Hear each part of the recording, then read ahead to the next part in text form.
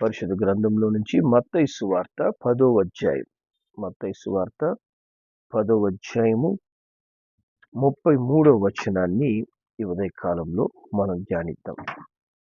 మనుష్యుల ఎదుట ఎవడు నన్ను ఎరుగననునో వానిని పరలోకమందున్న నా తండ్రి ఎదుట నేనును ఎరుగను అందును. హల్లెలూయా.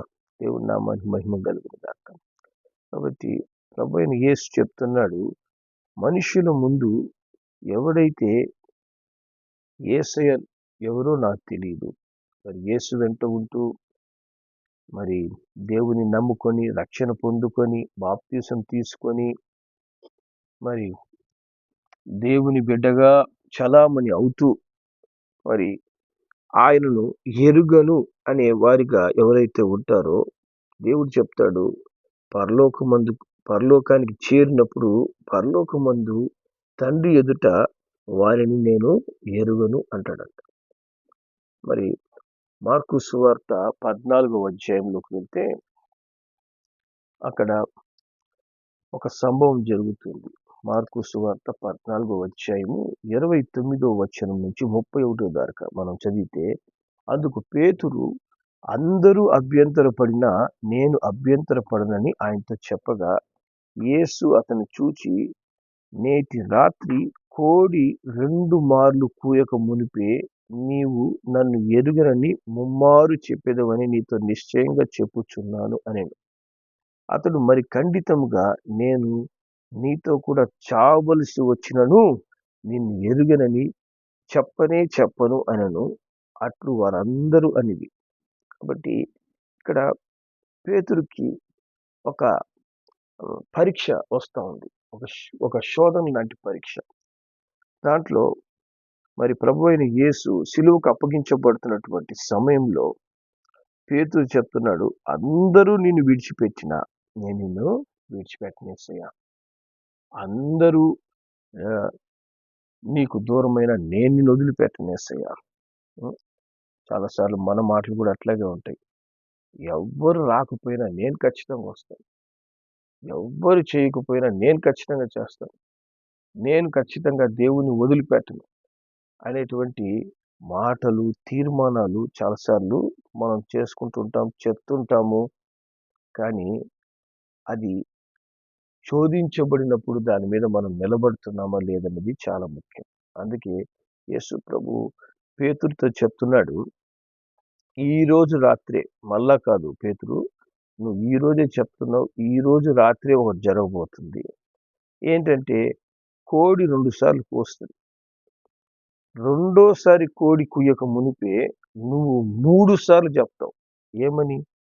యేసయ్యెవరో నాకు తెలియదు, యేసయ్యెవరో నాకు తెలియదు అనేటువంటి మాట నువ్వు 3 సార్లు చెప్తావు అని చెప్పి యేసు ప్రభు చెప్తున్నాడంట. నిశ్చయంగా ఇది జరగబోతుంది పేతురు అని. మరి ఆయన పేతురు అంటున్నాడు, మరి చావవలసి వస్తే కావాలంటే చచ్చిపోతాను, కానీ నేను నిన్ను ఎరగనని నేను చెప్పను అంటున్నాడు. కానీ యేసు ప్రభు నోటి నుంచి వచ్చిన మాట నెరవేరకుండా ఉండదు, అది ఖచ్చితంగా జరిగి తీరాల్సిందే. కాబట్టి ప్రభు అయిన యేసుని బంధించిన తరువాత మరి అక్కడ పేతురు యేసు వెంట వెళ్ళడం ప్రారంభించాడంట. వెళ్ళడం ప్రారంభించినప్పుడు ఆ రాత్రి ఏం జరుగుతుంది? మరి 14వ అధ్యాయము 66వ వచనం నుంచి మనం చదివితే, పేతురు ముంగిట క్రింది భాగంలో ఉండగా ప్రధాన యాజకుని పనికత్తెలలో ఒకటొచ్చి పేతురు చలి కార్చుకొని చూచెను. అతనిని దానించి చూచి, నీవును నజరేయుడగు యేసుతో కూడా ఉండినవాడు కావా అనేను. అందుకు అతడు, ఆయన ఎవరో నేను ఎరుగను, నువ్వు చెప్పినది నాకు బోధపడలేదని చెప్పి నడవలోనికి వెళ్ళెను. అంతటా కోడి కూసెను. కాబట్టి అక్కడ ప్రధాన యాజకుని యొద్దకు యేసుప్రభుని తీసుకొచ్చినారు. ఆయనని సిలువకు అప్పగించడానికి తీర్మానాలు జరుగుతున్నాయి. చాలా భయంకరమైన పరిస్థితి. శిష్యులందరూ పారిపోయారు, పేతురు ఒక్కడే ఉన్నాడు అక్కడ. మరి ఆ సమయంలో ప్రధాన యాజకుని పనికెత్త చెప్తుంది, నువ్వు ఆ యేసయ్యతో పాటు ఉన్నవాడివి, నాకు బాగా తెలుసు అని చెప్పి. వెంటనే ఇతను అంటున్నాడంట, లేదు ఆ యేసెవరో నాకు తెలియదు అని చెప్పి ఆయన బయలుదేరగానే కోడి కూసింది మొదటిసారి. మళ్ళా ఆ పనికెత్త ఇంకొకసారి చూస్తుంది 69వ వచనంలో. లేదు లేదు, నువ్వు వారిలో కూడా ఒకడివి అంటే ఆయన అంటాడు, నేను కాదు. తర్వాత అక్కడ ఉన్నటువంటి కొంతమంది వచ్చి పేతురుని చూసి చెప్తారు, నిజంగా నీవు వారిలో ఒకడు, నువ్వు గలిలేయుడివి కదా అంటే. అందుకు అతడు, మీరు చెప్పుచున్న మనుషులు నేను ఎరగనని చెప్పి శపించుకొనుటకును ఒట్టు పెట్టుకొనుటకును మొదలు పెట్టాడు. ఆ యేసే నాకు తెలియదు, ఆయనకు నాకు ఎటువంటి సంబంధం లేదు అని చెప్పి ఆయన తను తాను శపించుకుంటున్నాడు, ఒట్లు పెడుతున్నాడు, ప్రామిస్ చేస్తున్నాడు, నిజంగా నేను చెప్తున్నాను. వెంటనే 72వ వచనం చెప్తుంది, వెంటనే 2వ మారు కోడి కూసింది గనుక, కోడి 2 మార్లు కూయక మునుపు నీవు నన్ను ఎరుగనని ముమ్మారు చెప్పెదవని యేసు తనతో చెప్పిన మాట పేతురు జ్ఞాపకం చేసుకుని తలపోయిచూ ఏడుస్తున్నాడట. అయ్యో, ఎరగనని చెప్పి నేను ఎప్పటి కూడా, నేను చచ్చినా పర్వాలేదు, నేను ఎప్పుడు కూడా యేసే అంటే ఎరగనన్న మాట నేను చెప్పనన్నానే. మరి ఈ రాత్రిలోనే ఆ మాట చెప్పినటువంటి ఆ రాత్రి పూటనే నేను యేసయ్యని ఎరగనని చెప్పి 3 సార్లు చెప్పేసానని చెప్పి ఆయన ఎంతో ఏడవస్తున్నాడట, ఎంతో బాధపడుతున్నాడట. హల్లెలూయా, దేవుని నామానికి మహిమ కలుగును గాక. చూడండి, మన జీవితంలో కూడా ఇటువంటి పరిస్థితులు రాకపోవచ్చు, ఇటువంటి మనల్ని బంధించే పరిస్థితులు, మనం శ్రమ పొందే పరిస్థితులు రాకపోవచ్చు. కానీ మనము దేవుని ఎరగని విధంగా ప్రవర్తిస్తుంటాం. మనం ఎలా ప్రవర్తిస్తుంటాం చూడండి. తీతుకు రాసిన పత్రికలో మనం వెళ్తే, తీతుకు రాసిన పత్రిక 1వ అధ్యాయం, తీతుకు రాసిన పత్రిక 1వ అధ్యాయం 16వ వచనం. ఇక్కడ వాక్యం చెప్తుంది, దేవుని ఎరుగుదుమని వారు చెప్పుకుందరు, కానీ అసహ్యులను అవిధేయులను ప్రతి సత్కార్యం విషయమై భ్రష్టులై ఉండి తమ క్రియల వలన ఆయనను ఎరగమన్నట్టు ఉన్నారు. హల్లెలూయా. కాబట్టి ఇక్కడ వాక్యం చెప్తుంది, పేతురులాగా యేసు ప్రభువును బంధిస్తున్న స్థలంలో మనం లేకపోవచ్చు, కానీ మనం ఎక్కడున్నాము? మనం ప్రజల మధ్యలో ఉన్నాం, సమాజం మధ్యలో ఉన్నాం. ప్రజలు నిన్ను నన్ను చూస్తున్నారు. ఏమని చూస్తున్నారు? నిన్నుగా చూడడం లేదు, నువ్వు క్రైస్తవుడని చూస్తున్నారు. నువ్వు మందిరానికి వెళ్తావని నిన్ను చూస్తున్నారు. వీళ్ళు నిజ దేవుని నమ్ముకున్న వాళ్ళని చూస్తున్నారు. వీళ్ళు ప్రతిదానికి ప్రార్థన చేస్తారు అని చూస్తున్నారు. అటువంటి వారి ముందు చాలా మంది ఎట్లా ఉంటారంటే, దేవుణ్ణి ఎరుగుదామని చెప్పుకుంటారంట. అంటే ఏమని చెప్తారు? మేము ఆదివారం అయితే చర్చికి వెళ్ళిపోతాం, మేము ప్రార్థనలు అంటే ప్రార్థనలో పాల్గొంటాం, మేము మీలాగా గుళ్ళు గోపురాలు రాం, మేము చాలా ప్రత్యేకమైన వాళ్ళం అనే విధాలుగా చెప్పుకుంటారంట. కానీ వాళ్ళ క్రియలు ఎలా ఉంటాయి? అసహ్యమైన క్రియలు చేస్తారు, అవిధేయులుగా జీవిస్తారు, సత్కార్య విషయంలో భ్రష్టులైపోతారు. చూసారా? అసహ్యమైన క్రియలు అంటే ఏంటి? దేవునికి అయిష్టమైనటువంటి పనులు, దేవుని బాధ పెట్టే పనులు, దేవునికి విరోధమైనటువంటి ఆలోచనలు, ప్రవర్తనలు ఈ దినమున ఎంతమంది క్రైస్తవ బిడ్డల్లో ఉంటున్నాయి? అసహ్యమైనట్టు వాళ్ళని చూసినప్పుడు దేవునికి అసహ్యం వేస్తుందంట. వీళ్ళు మందిరానికి వస్తున్నారు, ఈ విధంగా ప్రవర్తిస్తున్నారు. చర్చికి వచ్చేవాళ్ళే కానీ ముమ్మారు కాదు కదా, 3 లక్షల సార్లు నేను ఎరగననే విధంగా ప్రవర్తిస్తారు. వారంతా నన్ను ఎరగనన్నట్టే ప్రవర్తనలు ఉంటాయి. దేవునికి అసహ్యం కలుగుతుందంట.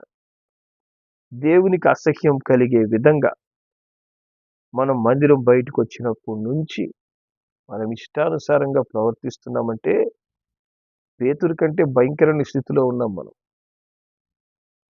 పేతురన్న 3 సార్లు చెప్పాడు, అది కూడా అతను ఆ మాట చెప్పకపోయింటే యేసయ్యతో పాటు ఆయన సిలువేసేస్తారు. అది పరిస్థితి. ఆయన గనుక యేసు నాకు తెలుసా, యేసు వెంటే నేనున్నానయ్యా అని అన్నాడు అనుకో, పక్కనే సిలువేయండి ఇతన్ని. 4వ సిలువ, 3 సిలువలతో పాటు 4వ సిలువ వేసి పేతురుని వేస్తాడు సిలువ. కాబట్టి అతను భయంతో ఏం చెప్పాలో అర్థం కాక ఎరుగనన్నాడు.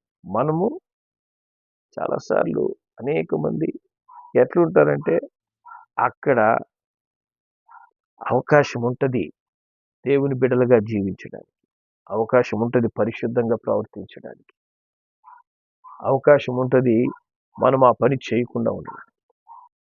అయినా కూడా చాలాసార్లు అనేకుల యొక్క క్రియలు ఎట్లుంటాయంటే, దేవునికి అసహ్యం వేస్తుందంట, దేవునికి దుఃఖం కలగద్దంట, వేదన కలుగుతుందంట. అటువంటి దేవుని ఎరగని వారి కంటే భయంకరమైనటువంటి పనులు, అవిధేయులుగా వాక్యాన్ని వింటాం, లోబడం, వాక్యం అంతా తెలుసు కానీ దాన్ని మేము అనుసరించాం. ఎక్కడి వరకు ఉంటుంది? గోడ మీద వరకు ఉంటుంది వాక్యం, అది హృదయంలోకి రాదు. అవిధేయత. అలాగే ప్రతి సత్కార్యం విషయంలో భ్రష్టులు. అంటే ఏంది? ఇతరులకి మంచి చేసే విషయంలో, మేలు చేసే విషయంలో దేవుడు మనల్ని ఎందుకు రక్షించుకున్నాడంటే సత్కార్యములు చేయుటకు అంటది దేవుని వాక్యం. ముందుగా నిర్ణయించిన సత్కార్యాలు చేయుటకు నిన్ను నన్ను దేవుడు ఎన్నుకున్నాడంట. హల్లెలూయా. చూడండి, ఎఫెసీయులకు రాసిన పత్రిక 2వ అధ్యాయం 10వ వచనం, 2:10 దేవుని వాక్యం చెప్తుంది, మరియు వాటి యందు మనము నడుచుకొనవలనని దేవుడు ముందుగా సిద్ధపరిచిన సత్క్రియలు చేయుటకై మనము క్రీస్తు యేసునందు సృష్టింపబడిన వారమై ఆయన చేసిన పని అయి ఉన్నాం. హల్లెలూయా. దేవుడు మనలను నూతన సృష్టిలుగా తయారు చేశాడు. ఎందుకోసము? అవిధేయులుగా, అసహ్యులుగా, భ్రష్టులుగా ఉండడానికి కాదు. దేనికోసమంట? వాటి యందు మనం నడుచుకొనవలనని దేవుడు ముందుగా సిద్ధపరిచిన సత్క్రియలు. దేవుడు నీ ద్వారా మంచి క్రియలు ఈ లోకానికి కనబరిచి, యేసు ఎటువంటి వాడో నీ జీవితం ద్వారా ఈ లోకానికి చూపించాలనుకున్నాడు. యేసు ప్రభు ఇప్పుడు మళ్ళా మన మధ్యలో పుట్టి, ఇదిగో నేను చూడు దేవుడు ఈ విధంగా ఉంటాను అని చెప్పని ఆయన 33.5 సంవత్సరం మళ్ళా ఈ మన మధ్యలో జీవించడు, చూపించుకోవడానికి. ఇప్పుడు జీవించాల్సిందెవరు? నువ్వు నేనే. మనం జీవించాలంట. హల్లెలూయా. సత్క్రియలు చేయాలి, ఇతరులకు మంచి చేసేవారిగా, ఇతరులకు మేలు చేసేవారిగా, ఇతరులతో సమాధానం కలిగి జీవించేవారిగా, ఇతరులకు సహాయం చేయుటకు ఎప్పుడు ముందు నిలబడేవారిగా, ఈ విధంగా మనము ఏమి చేయాలని దేవుడు ముందుగా సిద్ధపరిచాడో దాని కొరకు దేవుడు మనల్ని ఏం చేశాడంట? సృష్టించాడు. ఆయన చేసిన పని, హల్లెలూయా, ఆయన మనల్ని ఆ విధంగా తన చేతులతో, తన రక్తముతో కడిగి, దేవుని వాక్యం చాలా అద్భుతంగా ఉంటుంది. ప్రకటన గ్రంథంలోకి వెళ్తే, ప్రకటన గ్రంథము 1వ అధ్యాయం, 1వ అధ్యాయము మరి 6వ వచనం మనం చదువుదాం. 6వ వచనంలో ఇక్కడ దేవుని వాక్యం చెప్తుంది, మనలను ప్రేమించుచు తన రక్తం వలన మన పాపముల నుండి మనలను విడిపించిన వానికి మహిమయు ప్రభావమును యుగ యుగములకు కలుగునుగాక. అంటే ఇక్కడ విడిపించిన వానికి అంటే ఇక్కడ ఏం చెప్తుందంటే, కింద దానికి వివరణ, కడిగిన వానికి. హల్లెలూయా. అంటే నిన్ను నన్ను నూతన సృష్టిగా చేయడానికి ఆయన రక్తముతో నీకు పూసి, రక్తంతో నిన్ను నన్ను కడిగాడంట. రక్తముతో కడిగాడు. ఆయన కాచి నీళ్ళతో గడగలేదు. దీన్ని ఒకసారి ఊహించుకోండి. రక్తముతో దేవుడు నిన్ను కడుగుతూ ఉంటే నువ్వు ఎలా ఉంటుంది ఆ పరిస్థితి? దాన్ని ఎప్పుడైనా మనం ఊహించామా? రక్తముతో నిన్ను కడుగుతున్నాడు యేసయ్య అని. అసలు ఆలోచించడానికే మనకు టైం ఉండదు కదా. ఏదో బైబిల్ గనగనగా చదువుకుంటూ వెళ్ళిపోతుంటాం అంతే తప్పనించి ఆ వాక్యాన్ని ధ్యానిస్తామనేటువంటి ఆలోచన మనకు రాదు. చూడండి, ఇక్కడ వాక్యం చెప్తుంది, ఆయన మనలను ప్రేమించుచు, అంటే ఏంది? కంటిన్యూస్గా ప్రేమిస్తున్నాడు. ఆయన ప్రేమిస్తూ ప్రేమిస్తూ ప్రేమిస్తూ రక్తముతో మన పాపములను కడుగుతూ ఉన్నాడు. హల్లెలూయా. క్లీన్ చేస్తున్నాడు, ఒక్కొక్క పాపముని కడుగుతున్నాడు. కడిగి కడిగి కడిగి మనలను పరిశుద్ధులుగా చేసింది ఆయన ఎవరో ఎరగనన్నట్టు ప్రవర్తించడానికే, ఆయన ఎవరో ఎరగని విధంగా మనం జీవించడానికే. ఎందుకు ఆయన అంత పరిశుద్ధమైన రక్తంతో నిన్ను నన్ను కడిగాడు? ఎప్పుడైనా మనం ఆలోచిస్తున్నామా? మన నూతన సృష్టిలుగా దేవుడు ఎందుకు చేశాడు? పాత జీవితము, ప్రాచీన జీవితంలోనే బ్రతకడానికే. హల్లెలూయా. మనం పరిశుద్ధులుగా, నీతిమంతులుగా క్రీస్తు కొరకు జీవించడానికి ప్రభువు మనల్ని ప్రత్యేకపరుచుకున్నాడు. హల్లెలూయా. కానీ అనేకులు ఎలా ఉన్నారంట? అసహ్యులు, అవిధేయులు, ప్రతి సత్కార్యం విషయము భ్రష్టులై ఉండి తమ క్రియల వలన దేవుని ఎరగమన్నట్టున్నారు. పేతురు నోటి మాటతో ఎరగనని చెప్పాడు. అనేక దేవుని బిడ్డలు ఇప్పుడు ఎట్లా ఉంటున్నారంటే క్రియల వలన, వాళ్ళు జీవించే జీవితం వలన, వారు మాట్లాడే మాటల వలన, వాళ్ళు ఆలోచించే ఆలోచనల వలన, వారు దినమంతా ప్రవర్తించే ప్రవర్తన వలన ఏమవుతుంది? దేవుని ఎరగని వారి వలే ప్రవర్తిస్తున్నారు. హల్లెలూయా. అట్లా నువ్వు ప్రవర్తిస్తున్నావా? అటువంటి స్వభావాలు నీలో ఉన్నాయా? ఇంకా పాత జీవితం వదిలిపెట్టుకోకుండా అదే పాత జీవితాలు, పాత పద్ధతులు, ప్రాచీన పాపములు విడిచిపెట్టకుండా అదే విధంగా దేవునికి అసహ్యంగా ఈ లోకం చూసినప్పుడు లోకానికి పరిశుద్ధంగా కనపడుతుంటారు. చక్కని టైంకి ప్రత్యక్షమైపోతారు, దేవుని మందిరంలోకి వచ్చేసేస్తారు. బిగ్గరగా పాటలు పాడి ప్రభువుని ఆరాధిస్తుంటారు. ప్రార్థన చేయమంటే నాన్ స్టాప్ ప్రార్థనలు చేస్తుంటారు. కొంతమంది అసలు పాల్గొనరు, కొంతమంది అసలే రారు, దేవుని అక్కడికి రారు, జీవించే జీవితం సరిగా ఉండదు. రెండూ ఉంటాయి. మరి అలాంటప్పుడు అట్లా జీవిస్తూ మనము దేవుని ఎరగని వారము వలె ఉంటున్నామంట. అట్లా మనం జీవిస్తున్నట్లయితే దేవుడంటే ఎవరో నాకు తెలియదు అనే విధంగా, పేరుకి ఎవరో, నేను వెళ్తున్నాను, చర్చికి పోతాను, వస్తాను, ప్రార్థన చేసేటప్పుడు కళ్ళు మూసుకుంటాను.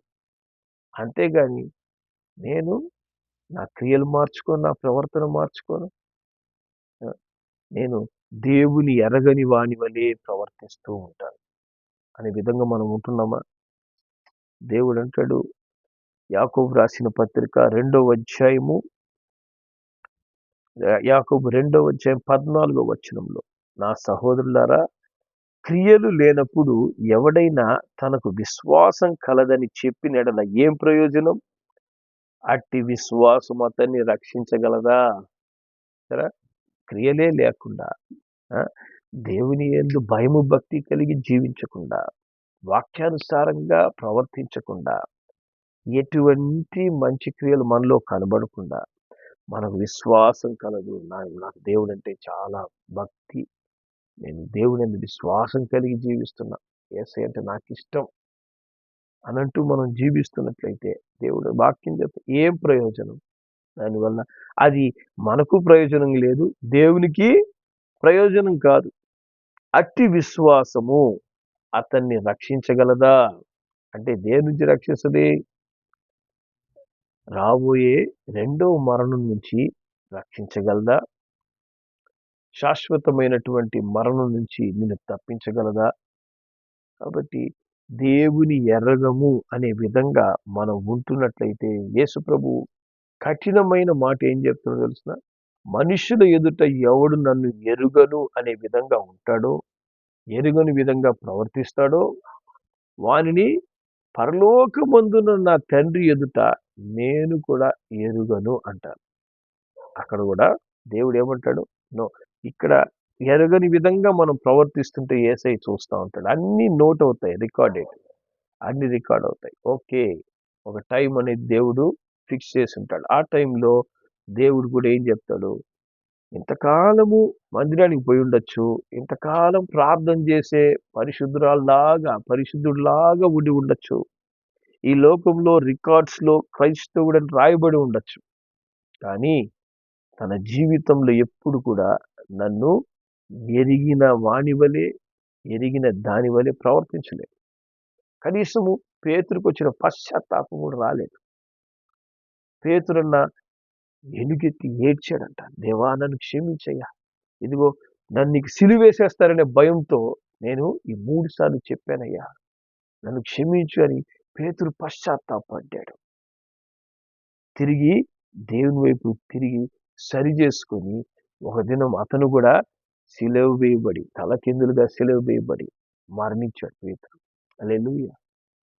మన పరిస్థితి ఏంటి? మన స్థానం ఎక్కడుంది దేవుని దగ్గర? మనము ఎరుగమనే విధంగా ప్రవర్తిస్తున్నాము మనుషులు ఎదుట.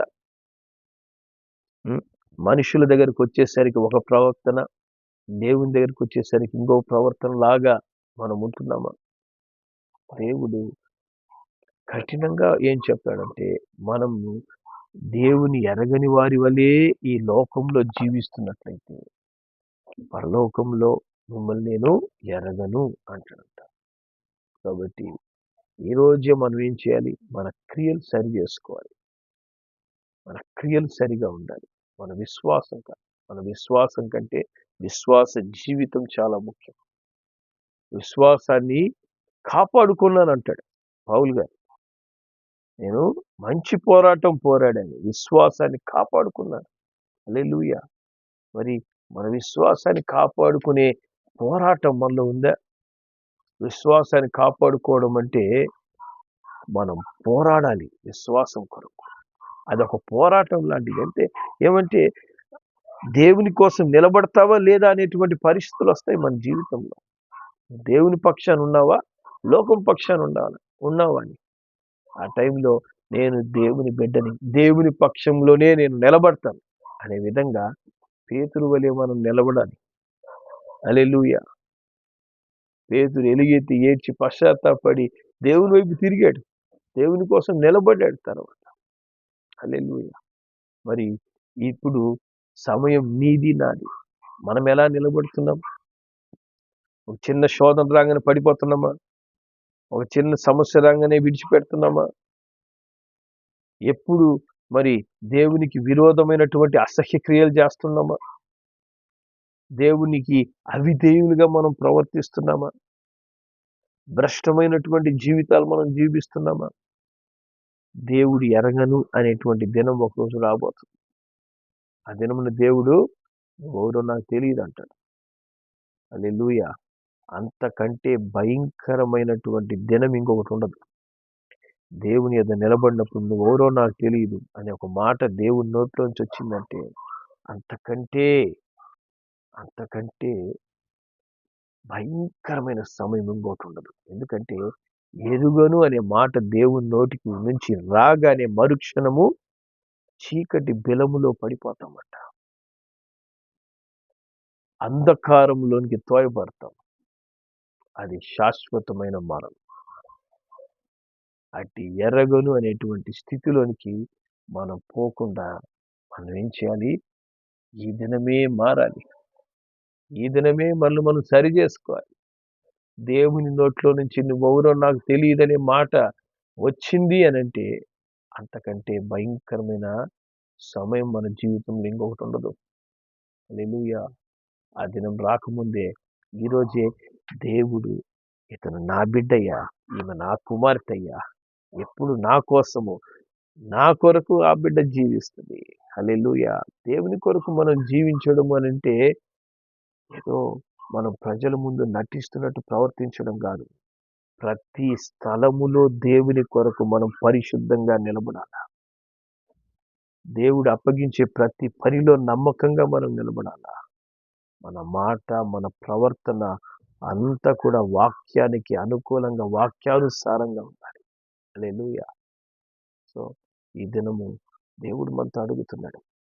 పేతురు పశ్చాత్తాపడ్డాడు, సరి చేసుకున్నాడు. పేతురు అనే బండ మీద నా మందిరాన్ని కట్టాను నేను. మనం జీవం గల దేవుని మందిరాలుగా దేవునికి లోబడుతున్నామా? సరి చేసుకుంటున్నామా? దేవుణ్ణి సరిగా అనుసరిస్తున్నామా? పరీక్షించుకుందాం. మనం ప్రార్థన చేద్దాం. ప్రేమ కలిగిన మా యేసయ్య నీకు వందనాలయ్యా. తండ్రి, మనుషుల ఎదుట దేవుడెవరో తెలియదనే విధంగా మేము ప్రవర్తిస్తున్నట్లయితే, క్రీస్తును ఎరగని వారం వలె మా జీవిత విధానాలు, మా నడవడిక, మా ప్రవర్తన ఉన్నట్లయితే దేవా ఈరోజే మమ్మల్ని క్షమించి మమ్మల్ని సరిచేయండి. ఈరోజే మమ్మల్ని మీకు అప్పగించుకుంటున్నాం తండ్రి. రాబోయే ఉగ్రత నుంచి తప్పించుకోవడానికి నేడే నీకు లోబడ్డం మాకు నేర్పించు. నేడే సరి చేసుకునేందుకు మాకు సహాయం చేయి. ఎందుకనగా నేడే అనుకూల సమయం, నేడే రక్షణ దినం అని చెప్పాం. ఈ రోజే నైనా పేతురు వలె మేము పశ్చాత్తాపడి తిరిగి నీ వైపు తిరిగి నైనా నీ మార్గంలో క్రీస్తు వెంబడి నడిచేందుకు మేము ఎట్టి పరిస్థితులు వస్తున్నా యేసుని ఎరిగిన వారమంటూ దేవుని కొరకు, దేవుని పక్షాన, న్యాయం పక్షాన, వాక్యానుసారంగా దేవునికి విధేయులై జీవించేందుకు మాకు సహాయం చేయమని, మమ్మల్ని బలపరచమని యేసు నామములో ప్రార్థిస్తున్నాం తండ్రి. ఆమేన్.